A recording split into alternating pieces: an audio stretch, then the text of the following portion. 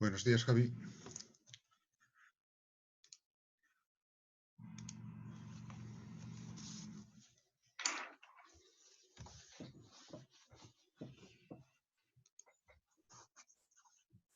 Buenos días.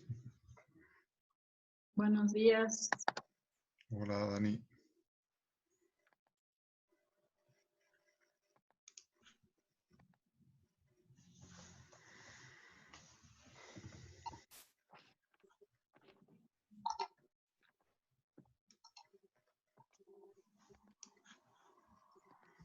Buenos días. Hola, Héctor.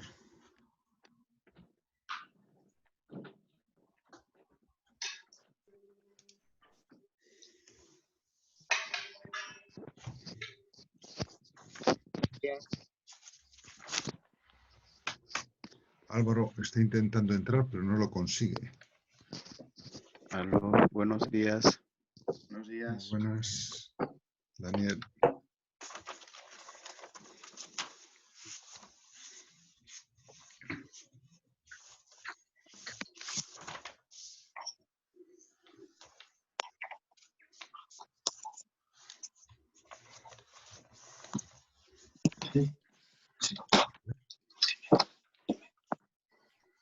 Si tenéis un chat, decirle a Álvaro Fragua que le estoy viendo aquí que intenta entrar una vez y otra y no lo consigue. Que salga y lo vuelva a intentar entrar. ¿Vale? Álvaro Fragua. Está ahí como atascado.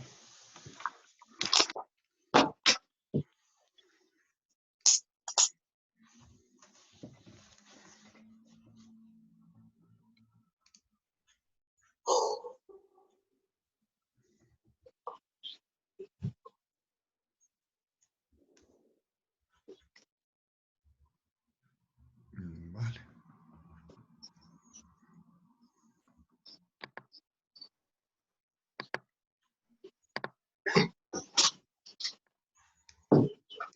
Sí, aló. Vale, yo creo que ya. Quitando a Álvaro, ya no hay nadie en la sala de espera.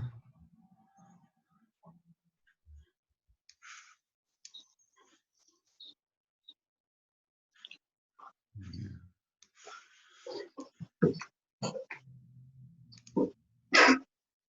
Pues nada, vamos a ir empezando. En el nombre del Padre, del Hijo y del Espíritu Santo.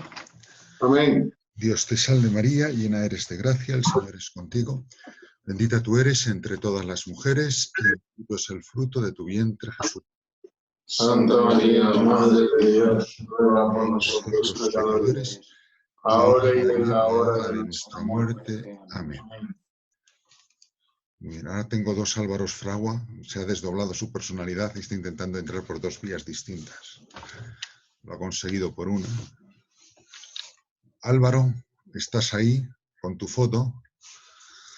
Y deja de intentar entrar por el otro medio porque estás aquí en la cola de entrada todavía. Sí. Muy bien. Bueno, mañana, porque nos lo han pedido así la universidad el viernes pasado, os haré llegar un PDF con la descripción de la evaluación y demás, que va a ser la modalidad E o modalidad 5, más lo del primer parcial, lógicamente, ¿no? Es decir, en principio, a través de los trabajos que he ido mandando, más los trabajos voluntarios, el alumno que con eso saque la nota suficiente ya no tiene que hacer examen, ¿no? Aquellos alumnos que no aprobaron el primer parcial o no lo hicieron y aquellos que no lleguen con los trabajos porque sean insuficiente el nivel que tienen, pues tendrán que concretar conmigo un examen, ¿no? El examen, si las condiciones finales permiten que sea presencial, cosa que no creo, sería presencial. Si no, sería telemático escrito, de alguna manera. Entonces, eso, cuando ya tengamos dentro de 3-4 semanas los trabajos y demás, lo tendremos que concretar. Ahí sí agradecería al delegado que entre aquellos que no hicieron y suspendieron el primer parcial, nombre uno que haga como una lista de todos los afectados por la situación, ¿no? Porque yo tampoco tengo acceso ahora mismo a esa lista de alumnos, ya que está en mi despacho de San Dámaso donde no puedo acceder, ¿no? Pero a lo mejor la semana que viene nos dejan ir, pero en principio está cerrado también San Dámaso para los profesores, ¿no? Muy bien. Bueno, luego también otro aviso, os enviaré mañana en el correo otro enlace que será para las tutorías personales. Igual que tenía un horario de tutorías, he pensado hacer en ese mismo horario, que es una hora los lunes y otra hora los jueves por la tarde, una sala de estas de Zoom, en la que, como hay sala de espera, según vayan llegando, yo voy respondiendo a preguntas de cara a cara, ¿no? Así. Y eso puede que aligere un poco la cola que tengo de correos por contestar, que es infinita, y también pues las que sean más urgentes las podéis hacer a través de ese medio, ¿no? Entonces habrá un enlace que se llame tutorías, ahí no se pondría todos a la vez, sino que pueden ser alumnos de las diferentes asignaturas y según vayan dando el alta entrarán en esa sala, ¿no? Y un último aviso práctico es que este enlace, el que estáis usando ahora, es el único. Es válido para todas las asignaturas de ética, todas las horas de ética. El segundo no lo voy a usar, porque se puede usar este para todas. Entonces, independientemente del día, el que habéis pinchado ahora es el que tenéis que usar para entrar en la clase de ética. ¿De acuerdo? Sí. Muy bien. Bueno, pues dichas estas cuestiones prácticas, pues vamos a proseguir avanzando con la parte final de las acciones morales humanas y ya concretando para los criterios de discernimiento para saber si esa apertura que me demanda, que esa tendencia que yo tengo a una vida conforme a mi ser personal, a mi ser espiritual, a la racionalidad, al ser racional, ¿en qué consiste? ¿No?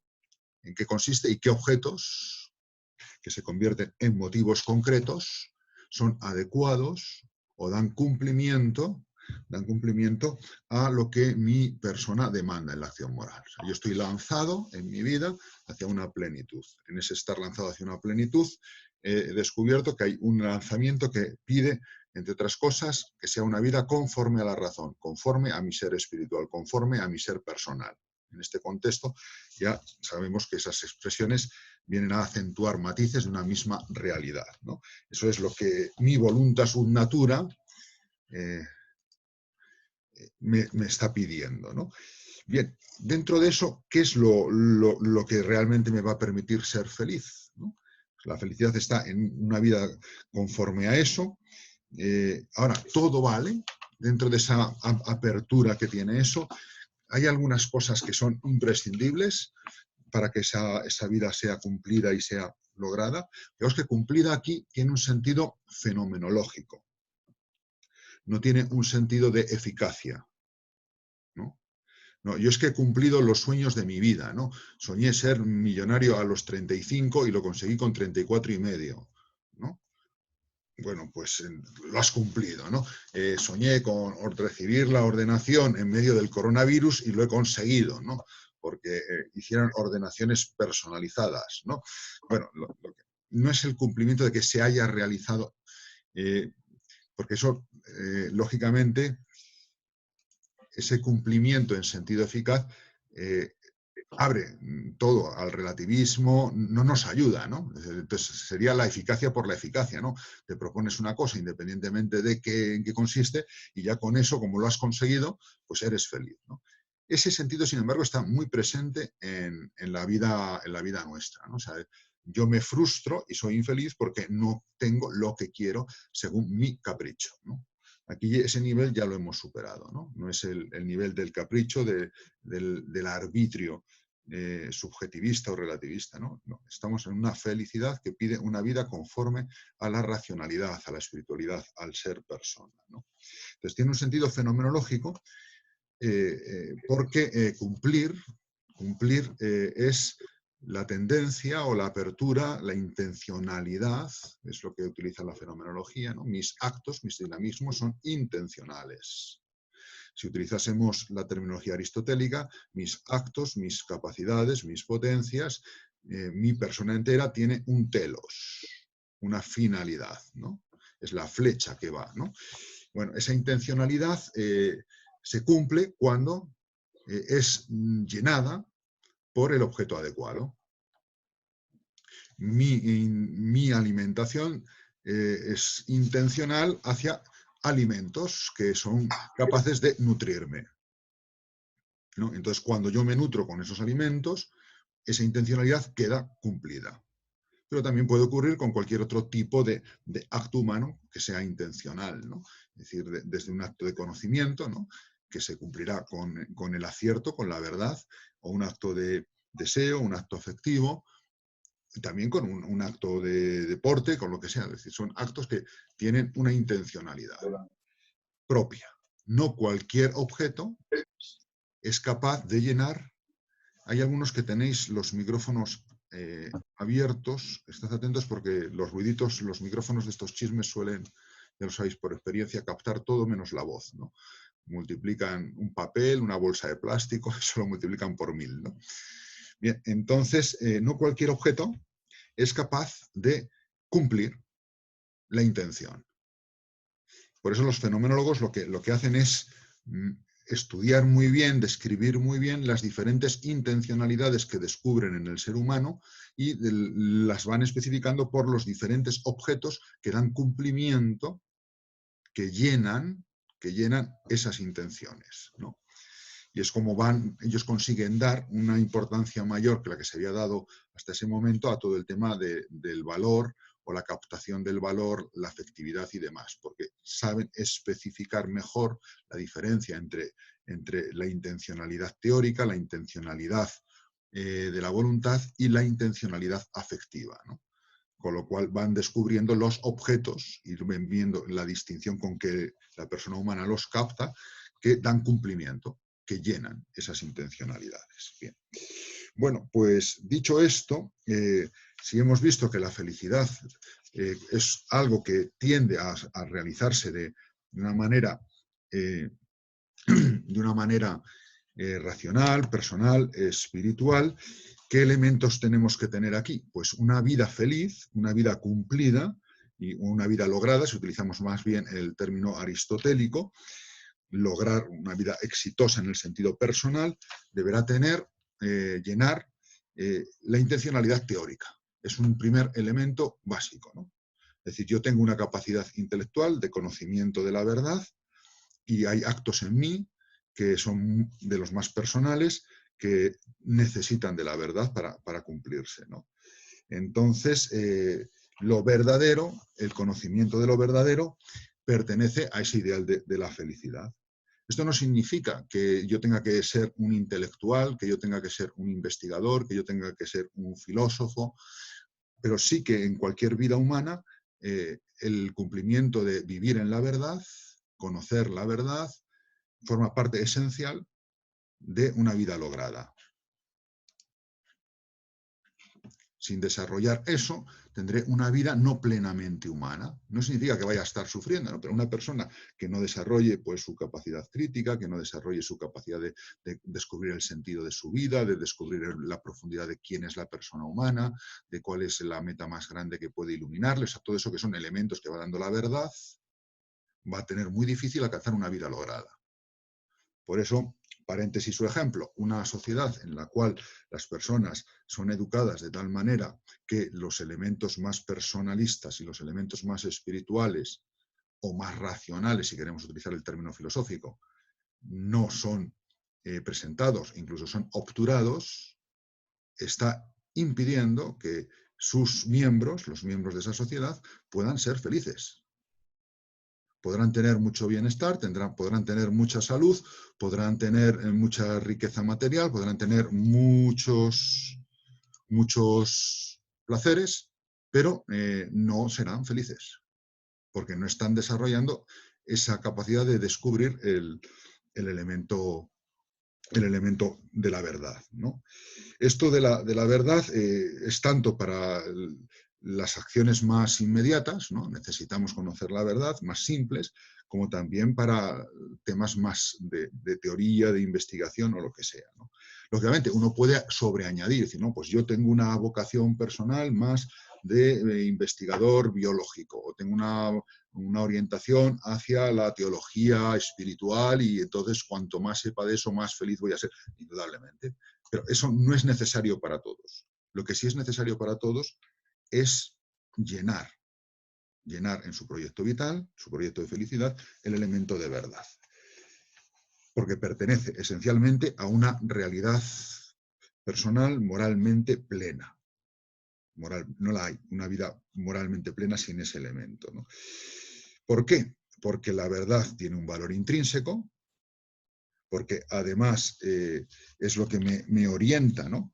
En el sentido de cuál es mi vida, el sentido de mi vida, hacia dónde ir, y también porque ese vivir en la verdad me va a permitir discernir en concreto otras decisiones en lo moral, ya no solamente en lo teórico, sino en lo moral, ¿no?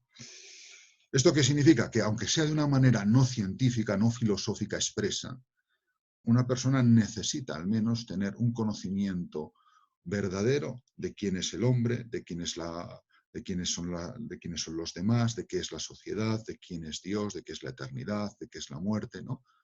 Todas esas verdades básicas requieren una respuesta, ¿no? Y forman parte de la felicidad. Es en el fondo la parte teórica que ayuda al tema del sentido. Álvaro, brevemente. Vale, es una pregunta un poco sobre la parte anterior, sobre la intencionalidad cumplida, ¿no? O sea, que yo pienso, a lo mejor no tengo una noción correcta de la intención, ¿no? Pero pienso en todos los actos humanos que tienen una intencionalidad, como el comer, ¿no? Álvaro, habla despacio porque se te deforma la voz y entonces no se te entiende, por lo menos en mi conexión. Vale, sobre la intencionalidad, que pienso en otros actos humanos, ¿no? Donde está la intención, como puede ser el comer, y ahí muchas veces cumplir la intención es muy simple, porque en el caso de la felicidad no lo es. O sea, es como si fuéramos un poco deficientes, ¿no? Ahí en el captar el objeto de la felicidad. Sí, vamos a ver. Es más difícil porque es más complejo, porque involucra todas las dimensiones del hombre. Estamos viendo la teórica, que es una de ellas. Ahora nos queda ver las otras dos. Tiene que ser un cumplimiento que dé también un cumplimiento logrado de la dimensión afectiva y de la dimensión del deseo. Y luego también porque existe la otra parte, el lado oscuro de la fuerza, por decirlo así, que es que estamos heridos y somos limitados, ¿no? Y entonces existe la posibilidad del error y existe la posibilidad de querer el mal, ¿no? De querer el mal, ¿no? Y entonces eso hace que sea más difícil, ¿no? Y luego junto a eso, es decir, las realidades que nos solicitan, que caben, tienen muchos ángulos, ¿no? Eso, por ejemplo, Parison y Dostoyevsky lo dicen de una manera simpática cuando hablan de la ambigüedad de la belleza.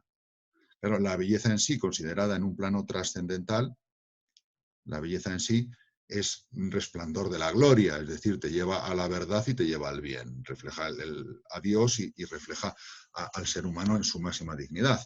Pero fuera del plano trascendental, cuando lo considero en la existencia, en el plano empírico, cuando no estoy en esa profundidad metafísica, la belleza que yo me encuentro caminando por el mundo cada día es una belleza ambigua, tiene una ambigüedad. Porque puede ser signo de la gloria de la belleza trascendente, por decirlo así, de la persona y de Dios, o puede camuflarse en ella el mal. El mal parasita la belleza y me puede seducir y llevarme al mal. De manera que bueno, eso, la parasitación del mal, que habrá que ver en qué consiste un poquito más adelante, hace también difícil, ¿no? Por eso la verdad es el primer elemento, pero no es algo automático, porque somos seres muy elevados, muy complejos en esa elevación, y bueno, lo que vamos a ir viendo ahora. ¿Vale? Bueno, sigamos un poquito más adelante. Junto al cumplimiento teórico, tenemos también lo que serían los dos aspectos que serían más de nuestra racionalidad, personalidad o espiritualidad práctica, ¿no? Que el pensamiento tomista lo junta en la razón práctica, pero que desde la ampliación fenomenológica pues tendría que desarrollar también no solo el tema del deseo del bien, la tendencia al bien, sino también lo que es la afectividad, que comentábamos hace relativamente poco, ¿no? Entonces, igual que yo tengo una intencionalidad, un deseo de lo bueno, igual que me puedo equivocar, cuando me equivoco en el deseo, lo que yo obtengo es ya no un error, aunque esté relacionado con él a veces, sino algo malo, ¿no? Y también la apertura, la intencionalidad a lo valioso, a lo que significan los afectos, ¿no? Que tienen su propio cumplimiento. Entonces, el proyecto de vida feliz se cumplirá si los objetos que yo voy encontrando de mis deseos y de mis afectos son adecuados, es decir, llenan, se ajustan, ¿no? Aquí es una adecuación a veces no necesariamente exacta ni plena, ¿no? Va siendo plena poco a poco. Pero hay una verdad en mi tendencia afectiva, una verdad en mis tendencias hacia el bien, en mis deseos, desde los más básicos a los más elevados de la voluntad, que me guían, ¿no? Si tú deseas esto, necesitas el objeto adecuado. Si tú tienes sed, necesitas agua. Si tienes sed de Dios, necesitas Dios para ser feliz, ¿no? O sea, conocer la sed, tanto afectiva como de la voluntad, te sirve para descubrir cuáles son los objetos adecuados a esa sed. Puedes equivocarte, sí, he intentado llenar mi sed, plan Agustín, con cosas que no la satisfacían, que encuentro infelicidad, hasta que encuentro a Dios, ¿no? Entonces, el mismo deseo, la misma tendencia al bien, la misma tendencia afectiva, cuando se va conociendo en su camino, sirve de luz, ¿no? Esto lo veremos un poquito más adelante al hablar de la naturaleza, ¿no? Bien, bien, aquí las cosas empiezan a complicarse. ¿Por qué? Porque lo bueno y lo malo no es algo tan inmediato como cuando, como decía Álvaro, yo como esto y se me sacia el estómago, ¿no? Y lo vemos en diferentes experiencias, ¿no? Una de ellas es nuestros juicios espontáneos ante un buen robo, ¿no? Ese es un ejemplo clásico y que da mucho que pensar, ¿no? Es el crimen perfecto, ¿no? ¿Cuántas películas se han hecho al respecto, ¿no? Y tú lo admiras, ¿no? Qué bonito es el crimen perfecto, pero eso no significa que lo apruebes, ¿no? Es que ha sido tan bueno que cuando les juzguemos, en vez de condenarles a devolverle el asunto y meterles en la cárcel, les damos un aplauso y les otorgamos el premio Nobel a la belleza, ¿no? Porque ha sido un crimen perfectamente planeado. No, sí, es perfecto, es maravilloso, ¿no? Pero corruptio óptima pésima, ¿no? La corrupción de lo mejor, el resultado es lo peor, ¿no? Entonces, claro, ahí distinguimos que entre lo aparentemente bueno y lo realmente bueno hay diferencias, ¿no? Hay diferencias. Que esté bien planificado no significa que sea bueno. Que un robo me solucione los problemas de la hipoteca de mi familia no significa que sea bueno. Claro, si tú robas y solamente solucionas lo de la semana que viene, pues vaya, pero si solucionas la hipoteca de tu vida, pues qué bien, ¿no? Entonces es un robo bueno, ¿no? Sí, bueno, pero sabemos que en sentido moral no es así, ¿no? Esa ambigüedad del uso de la palabra bueno, o los diferentes sentidos de lo bueno, lo detectan los moralistas enseguida, vamos, los pensadores. Aristóteles descubre 3 sentidos de lo bueno, que los que habéis leído la Ética Nicómaco ya los conocéis de memoria, ¿no? Lo agradable, lo útil y lo honesto. Y ya nos han salido más veces. Son bienes que están graduados y que son distintos y que pueden entrar también en conflicto a veces, ¿no? O la distinción que hace von Hildebrand, ¿no? Entre aquello que es subjetivamente satisfactorio y lo que realmente me pone en contacto con lo valioso, ¿no? Desde un punto de vista más fenomenológico, pero que apuntan al mismo campo, ¿no? Bien. Entonces, esto que ocurre en la razón práctica, el deseo y el afecto, la racionalidad práctica, a veces hace pensar que entonces aquí no es posible porque hay muchas distinciones, no es posible hablar propiamente de una racionalidad práctica, ¿no? Porque es todo relativo, o en el fondo porque aquí lo que necesitamos es la invasión de nuevo de la razón teórica que me aclare el asunto. Con lo cual, al final, puedo caer otra vez en un deductivismo moral, en un normativismo teórico desencarnado de la experiencia moral, todo ese tema que machacamos en los primeros temas el primer tema de la asignatura, ¿no? Entonces, es muy importante aquí caer en la cuenta que sea complicado, que haya que tener un juicio prudencial, que haya a veces incluso que consultar, investigar decisiones, aunque la inmensa mayoría con la intuición, en sentido fenomenológico, de la razón práctica, o el juicio prudencial inmediato, en el sentido clásico, me dé el resultado de lo que debo hacer, de lo que es bueno para mí en ese momento, moralmente hablando, aunque la inmensa mayoría de veces sea así, pues nosotros tenemos que defender que hay una racionalidad práctica, ¿no? La hay, ¿no? Frente a los relativismos y frente al intento de escudarnos, huir a la pura racionalidad teórica, ¿no? Si voy a proyectaros la cita, no sé si tenéis el manual de Migallón a mano, en la página 85,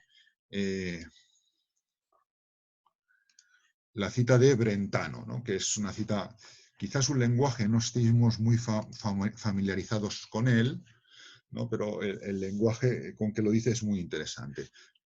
Lo tenemos en la página 85. Esta cita de aquí. Por ejemplo, Héctor, tú que estás ahí el primero en la lista de mi visualización, ¿lo ves ya? Sí. ¿Te importa leerlo para todos? Sin problema. Tenemos por naturaleza agrado en ciertos sabores y asco de otros, ambas cosas por puro instinto. Más bien por naturaleza sentimos un agrado en la comprensión clara y un desagrado en el error y en la ignorancia. Todos los hombres, dice Aristóteles, en las hermosas palabras preliminares de su metafísica, apetecen por naturaleza saber. Este apetito es un ejemplo que nos sirve muy bien. Es un agrado de esa forma superior el que constituye el análogo de la evidencia en la esfera del juicio.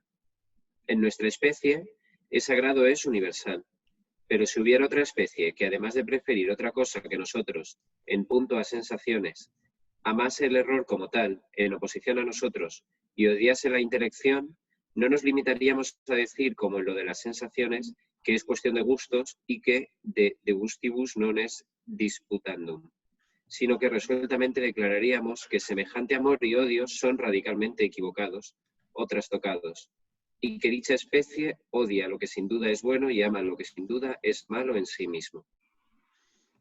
Bien. No sé si se llega a captar los dos elementos muy importantes que subraya de manera magistral Brentano en este texto, ¿no? El primer elemento, ¿no?, es el papel de la tendencia a la verdad moral, ¿no? Es decir, cuando Aristóteles dice que todos deseamos por naturaleza saber, no está diciendo que todos deseamos ser filósofos, ni que todos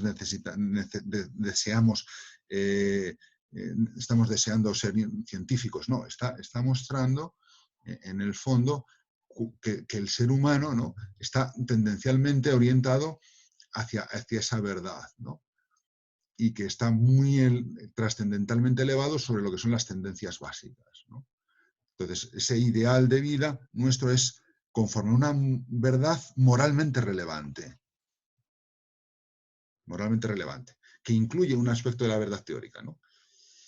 Pero además, esa tendencia a la verdad es supraespecie, trasciende la especie humana.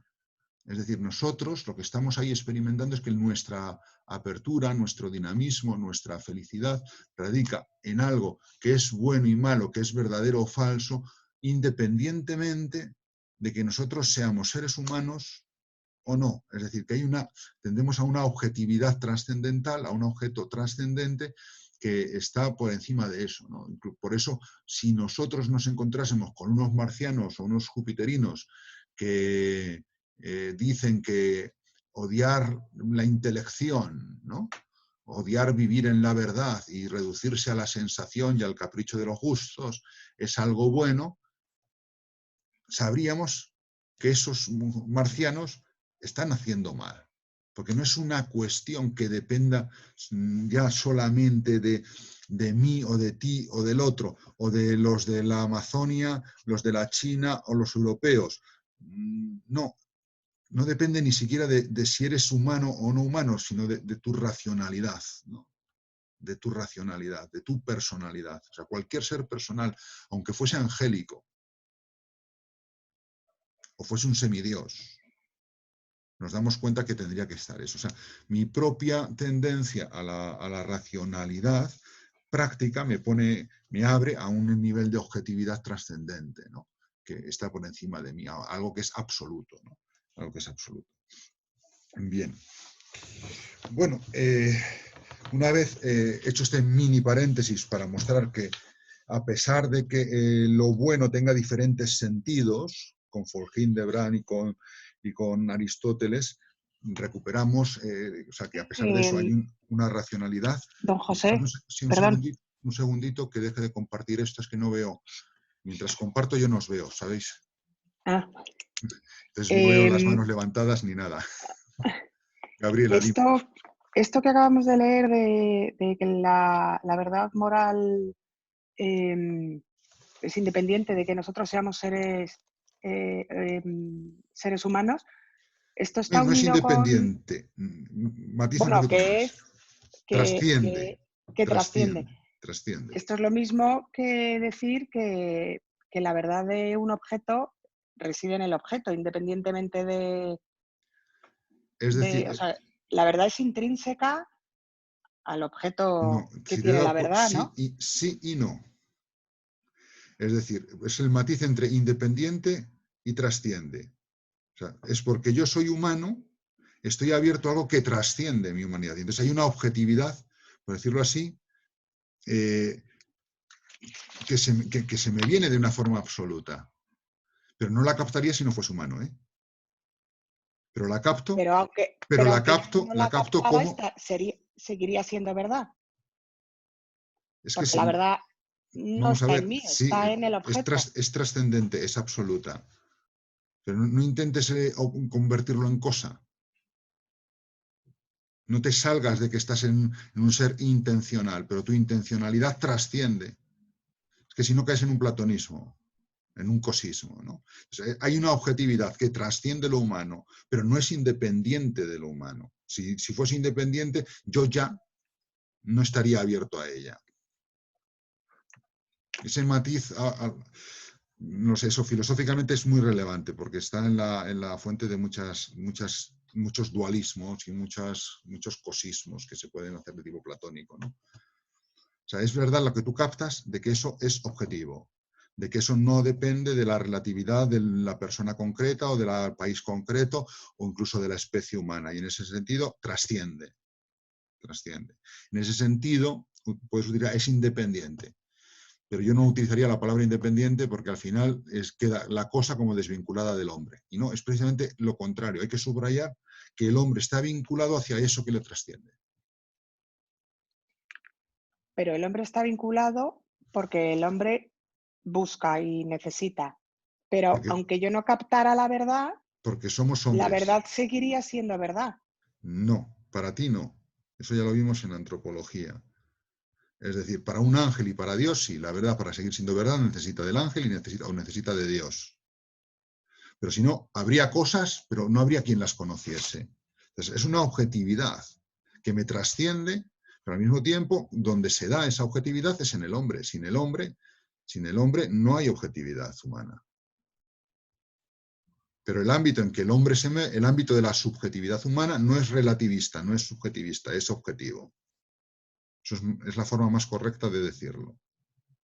¿Vale? Si no, es que no necesitas, Gaby, no necesitas un mundo de cosas fijas, súper permanentes, para ser realista. Lo que necesitas es la objetividad del sujeto humano. ¿Vale? Es que si no, ese realismo no es verdad, ese realismo no es verdad, ¿no? Y hace que sea muy difícil afrontar luego algunos temas, ¿no? Bueno, vamos a seguir un poquito más. ¿Cómo vamos de tiempo? mal como siempre, ¿no? Vale, bien. Entonces, viendo la racionalidad como algo existente, lo que yo veo es que hay objetos que objetivamente dan cumplimiento, hacen mi vida lograda, ¿no?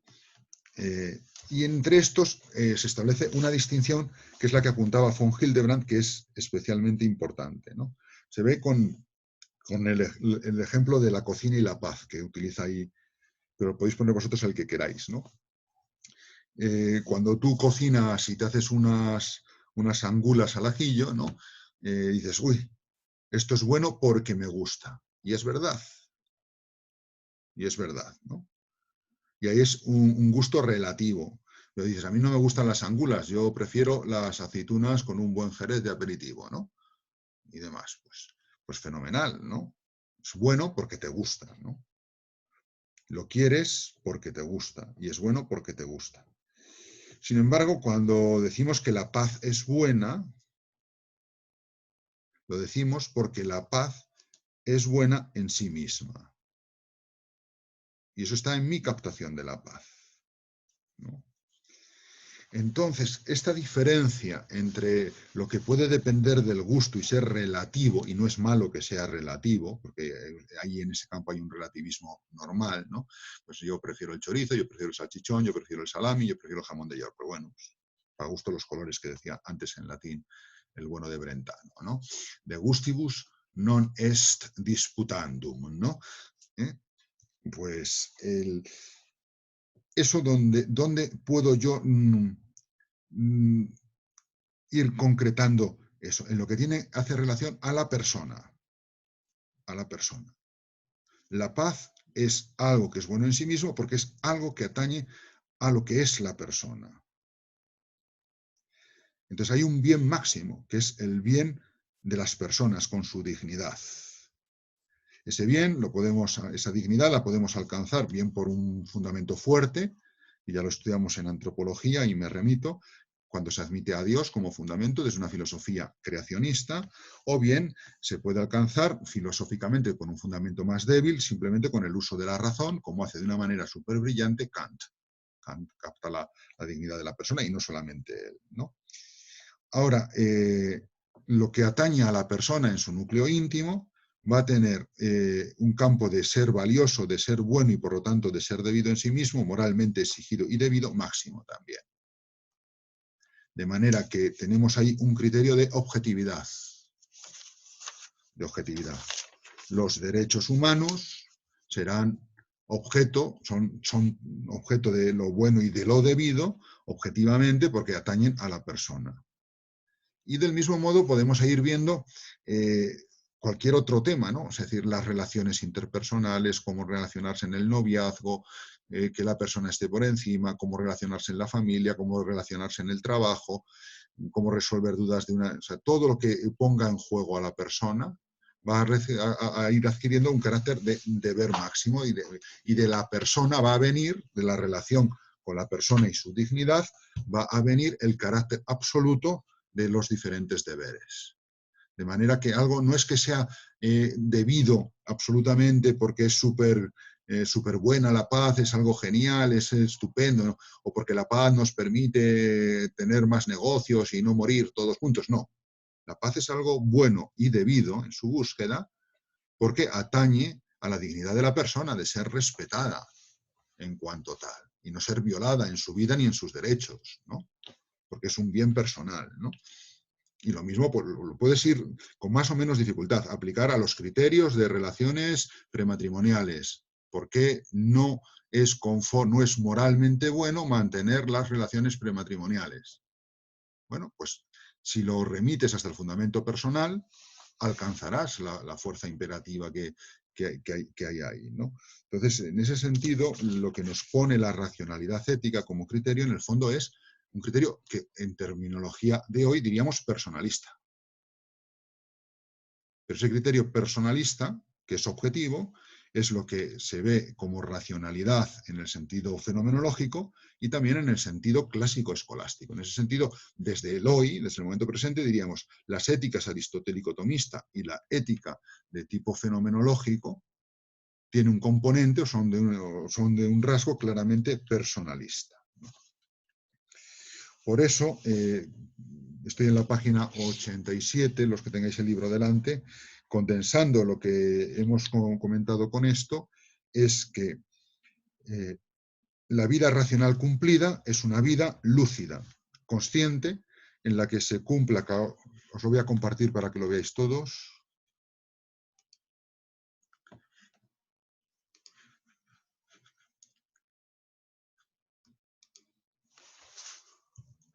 A ver si se deja.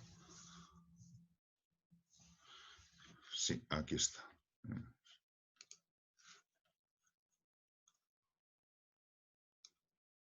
En este párrafo. Sí, es una vida lúcida, consciente, en la que se cumpla cabalmente su dimensión teórica con el conocimiento de las verdades más generales e importantes y su dimensión práctica, desiderativa y afectiva, con el deseo y la estimación adecuados de lo intrínsecamente bueno, junto con las acciones exigidas en su caso. O la vida racional es la vida que vive sus actos superiores de modo superior, correcto y coherente. Y referidos a los objetos superiores, verdades y bienes.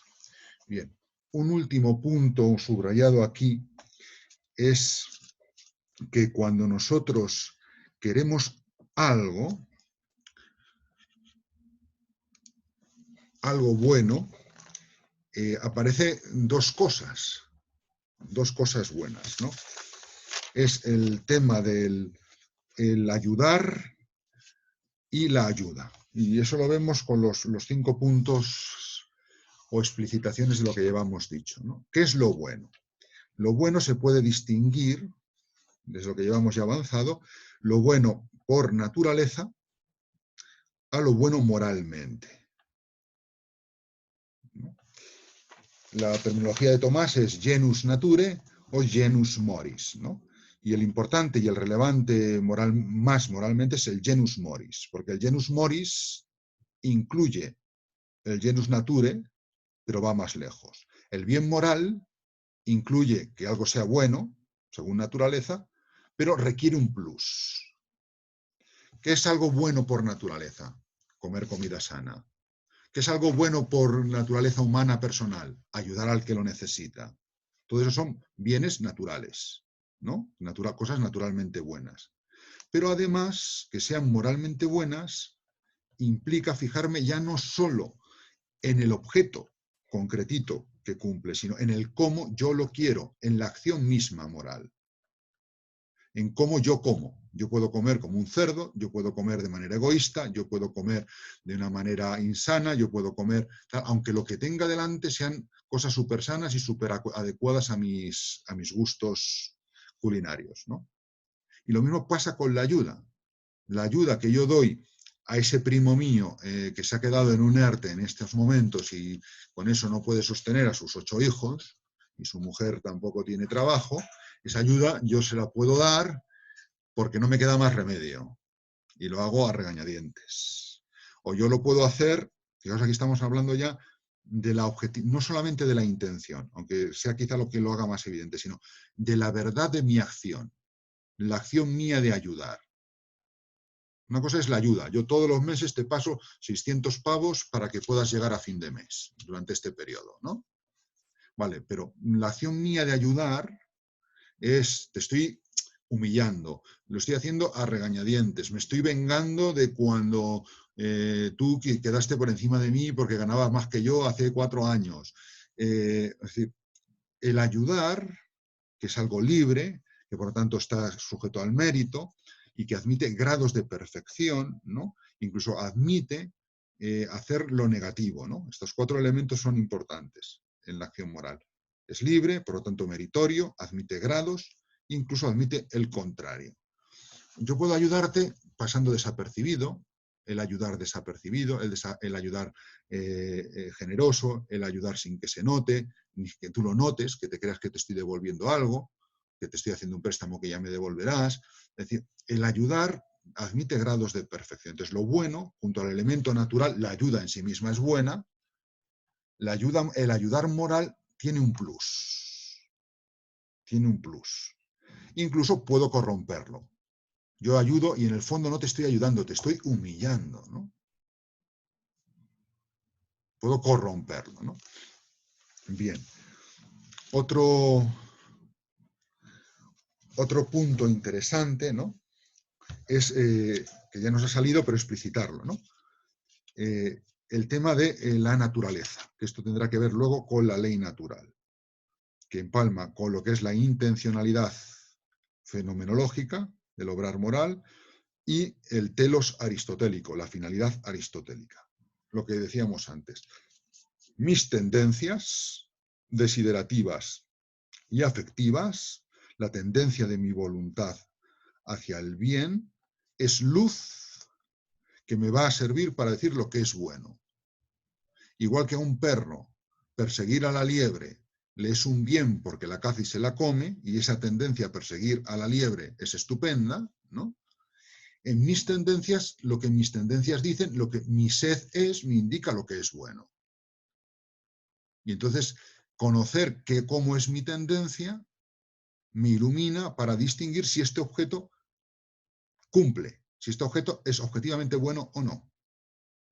Y aquí otra vez la objetividad es en relación a mi tendencia.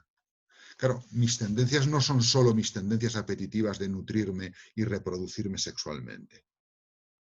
Mis tendencias es el amor interpersonal, la verdad de la persona humana. Mis tendencias es el deseo más grande de comunión, el deseo también de tener unos sentimientos elevados. O sea, todo eso está formando, son mis tendencias, son mis telos.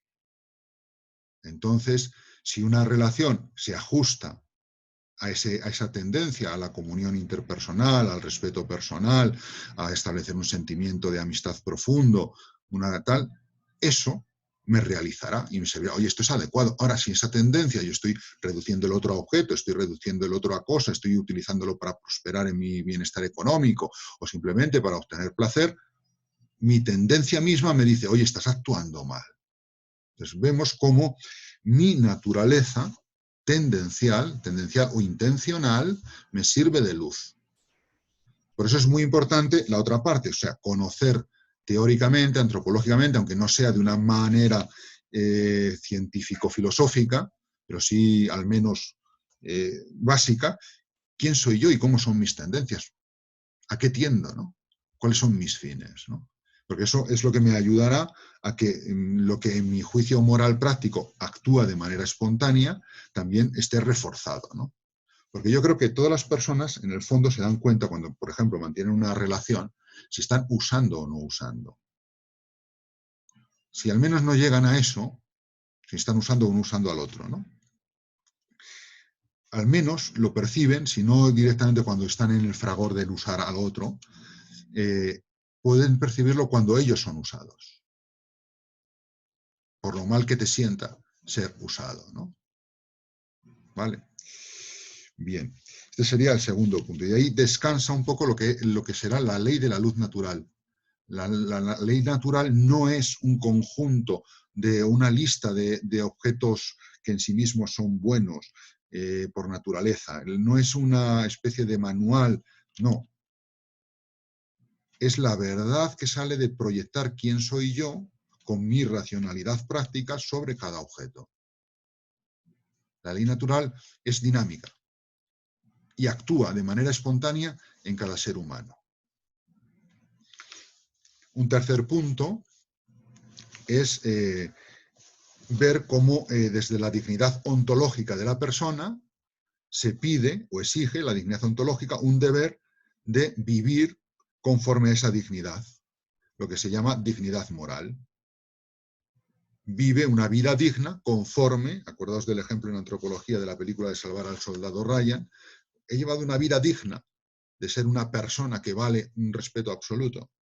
Ese es tu deber, de comportarte conforme a una dignidad moral. La dignidad moral la logras o no la logras. Depende de tu libertad, de tu coherencia con ese proyecto que sea bueno, ¿no? Al mismo tiempo, la dignidad moral manifiesta, que es lo que subraya más Migallón, manifiesta la dignidad moral de alguien o manifiesta la dignidad ontológica. Yo tengo una dignidad moral porque en el fondo hay una dignidad ontológica, ¿no? También aquí caben grados. Hay proyectos de dignidad moral más elevados que otros. El máximo sería el que refleje la santidad de Dios desde un punto de vista cristiano, ¿no? Cuarto punto sería el bien y el deber o lo correcto, ¿no? El bien funda el deber. Algo es correcto porque es bueno, algo se debe hacer porque es bueno. No es al revés, ¿no? Y el bien, considerado tanto en el aspecto que veíamos antes, objetivo, quiero lo bueno, querer algo bueno, como en el elemento de la acción, del mismo obrar. Tengo que saber querer bien, o sea, querer bien lo bueno. Tengo que dar la ayuda ayudando de verdad, no humillando, no egoístamente, etcétera, ¿no? O sea, la bondad del objeto y la bondad de la acción son dos aspectos que deben estar unidos, ¿no? Entonces ahí está, por decirlo así, también muy ligada lo que será la intención. Tenemos el objeto o motivo exterior a mí, vamos a decirlo así, hasta cierto punto exterior, porque siempre es en relación a mi propia realidad personal. Lo que es la acción en sí con su intención, la intención puede corromper un objeto bueno, un acto de caridad puede ser un pecado enorme de humillación a otra persona o de desprecio a otra persona, por ejemplo. Y no estoy haciendo nada malo, pero lo estás haciendo muy mal, tan mal que incluso ese bien que estás haciendo se convierte en un mal para ti, que te destruye como persona, porque estás negando el carácter personal al otro, ¿no? Y ahí caben muchos grados, ¿no? Y por último, habría que tener en cuenta el tema de la situación concreta, que eso lo dejamos para más adelante, ¿no? Antes de responder a la pregunta de Daniel, no. Bueno, sí, bueno, por lo tanto, conclusión, querer el bien significa querer lo bueno, con buena intención, teniendo en cuenta la situación que puede influir en ciertas medidas, ¿no? Que lo dejamos ahí abierto. Vamos a leer, y ya respondo a Daniel, la página 93, y al auto que ha levantado. En la página 93, os lo proyecto ahora un momentito.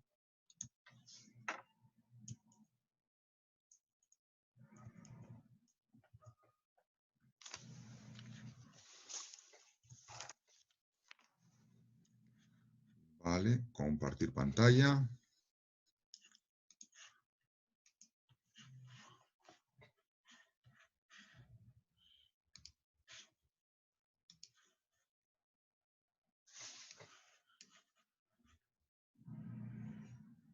La tenéis ya delante, me imagino. A ver si me deja esto. Sí. Aquí tenemos la cita. Gaby, que es la segunda que me sales aquí en la lista, ¿lo puedes leer tú? ¿Lo tienes ahí delante? Sí. Las dos citas de Agustín. Vive pues justa y santamente aquel que es un honrado tasador de las cosas. Pero este es el que tiene el amor ordenado, de suerte que ni ame lo que no debe amarse, ni ame más lo que ha de amarse menos, ni ame igual lo que ha de amarse más o menos, ni menos o más lo que ha de amarse igual. Por eso... Sí. Sigue. Por eso me parece que una definición breve y verdadera de la virtud es esta. La virtud es el orden del amor. El amor, el deseo, el querer, ¿no? Entonces implica distinguir grados, distinguir tal, dar a cada uno lo suyo de esas cosas y ahí está sintetizado, que es luego lo que dio título a una investigación fenomenológica de Seller. Vamos a las dos preguntas que hay y con eso acabamos, porque ya es la hora. Una era Daniel y otra Álvaro. Primero Daniel, que estaba ahí. ¿Dónde estás, Dani? Aquí. Sí, era que hemos dicho... Sí. A ver, un momento. Hemos dicho sobre la intención que puede corromper un objeto bueno, que hemos usado el ejemplo de la ayuda, pero si lo hago por humillar, pues la acción queda como mala. Pero me suena que dijimos en otro tema que lo que no puede hacer es volver virtuosa una acción que tiene un objeto malo. ¿Me equivoco? Claro, eso hoy lo hemos visto cuando ha aparecido con otra terminología, cuando he dicho que la dimensión del bien moral incluye la del bien natural. Lo naturalmente bueno, o sea, no puede haber algo moralmente bueno que no sea naturalmente bueno. ¿Vale? Muy bien. Álvaro. Vale, la primera, bueno, tenía dos. La primera es si se puede, es un poco también en relación con lo que ha preguntado Dani. ¿Existe algo que sea un bien absoluto, es decir, una acción cuyo objeto sea bueno, que no podamos corromper, sea la intención que sea, porque sabemos que existen males absolutos, pero no sé si existe el bien absoluto? ¿Y la segunda? Y la segunda es más de actualidad. Es que el otro día salía un alemán, un ex ministro de Finanzas, diciendo que el derecho a la vida no es un valor absoluto, sino que está supeditado a Es la que se te dignidad. oye, no sé qué pasa con tu micro, resuena mucho. Salió un ministro alemán Sí, que la decía vida... que el derecho a la vida no es un derecho absoluto, sino que está supeditado al derecho a la dignidad. Hablando un poco de las consecuencias de esta crisis y cómo a lo mejor pues, deberíamos dejar morir a algunos porque siga la economía. No sé Y si eso bueno, se puede sí, justificar bueno, sin tener en cuenta la trascendencia. sí, vamos a ver. El carácter absoluto, lo que he defendido en la clase de hoy, dicho con terminología personalista, es que todo lo que es bueno y máximamente bueno recibe su carácter absoluto del ser personal, que es lo de la racionalidad, la espiritualidad, etc. Entonces, ¿hay algo absolutamente bueno? Sí, todo aquello que está vinculado de manera necesaria a la persona en cuanto persona. Y de ahí derivamos derechos humanos y algunos hay que discutirlos, ¿no? El derecho a la vida para el ministro alemán, no sé lo que habrá dicho exactamente, o sea, suponiendo, vamos a decir, la versión alvariña del ministro alemán, ¿no? Es decir, ¿la vida es algo absoluto? No, ¿es algo básico? Sí. Pero absoluto no, porque hay cosas de la dignidad personal, sería una interpretación buena, que merecen sacrificar la propia vida. Eso hace que yo la pueda entregar. Por ejemplo, lo que hacen las personas que están en... Ahí nos lo pone Javier, lo que pasa es que no nos da tiempo porque es la hora del descanso, pero copiad el link que está ahí en el chat para poderlo leer. Gracias, Javier. Claro, en ese sentido, la vida biológica no es un absoluto porque la persona que es eterna puede tener el deber de entregar o el mérito de entregar heroicamente su vida por salvar la de su hijo, la de un enfermo o lo que sea. Eso, en ese sentido, está bien. Ahora, tal y como lo formula, y lo que tú dices, él no lo está usando en ese sentido, al menos en tu versión, ¿no? Sino como para decir que vida digna equivale, que es donde suelen estar las discusiones actuales, a vivir conforme a una calidad de vida. Cuando esa calidad de vida no es suficiente, entonces esa vida no sería valiosa suficientemente. En ese sentido, esa dignidad la has desvinculado del carácter de persona y la has reducido a una serie de condiciones no personales. Tener un bienestar, comparar mi vida con la de otro, tener una capacidad de movimientos, tener un criterio económico, tener unos genes. Ya has roto el vínculo con el carácter absoluto de la persona, ¿no? Y en ese sentido sería una moral puramente utilitarista o pragmática o como quieras llamarlo. Y en ese sentido sería erróneo, ¿no? Es lo que se me ocurre así a bote pronto, Álvaro. ¿Vale? Muy bien, pues nada, los de textos nos veremos en un ratito, los de mi grupo, y los de ética pues nos volvemos a ver el jueves, ¿no? Así que sigáis bien todos. ¿Vale? Igualmente, gracias. Un saludo, buen día. Buen día. Hasta luego. Gracias. Luego.